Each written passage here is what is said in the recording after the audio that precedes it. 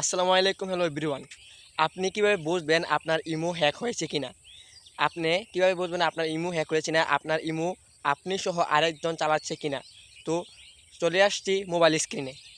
তো চলে আসলাম মোবাইল স্ক্রিনে। আপনি প্রথম ইমোটাকে অন করে নেবেন। ইমো অন হওয়ার পর যে আপনার প্রোফাইল আছে, প্রোফাইলে একটা ক্লিক করবেন। প্রোফাইলে ক্লিক করার পর সিকিউরিটি অ্যান্ড প্রাইভেসি লেখা আছে, সিকিউরিটি অ্যান্ড প্রাইভেসিতে ক্লিক করবেন। সিকিউরিটি অ্যান্ড প্রাইভেসি ক্লিক করার পর নিচে আসে দেখবেন ম্যানেজ ডিভাইস, যে আপনার ডিভাইস কতজনের সাথে কানেক্ট আছে। ম্যানেজ ডিভাইসের উপর ক্লিক করবেন। এই যে আমার ইমোটা দুটোর সাথে লগ ইন আছে। এক হলো নোকিয়া 22, যেটা আমার ফোন, যেটা এখন আমি এখন ভিডিও রেকর্ড করতেছি। নোকিয়া 22 আর একটা উইন্ডোজ 10 স্টোর, সেটা আমার ল্যাপটপে লগ ইন আছে, এবং নোকিয়া 22তে লগ ইন আছে আমার ইমোটা।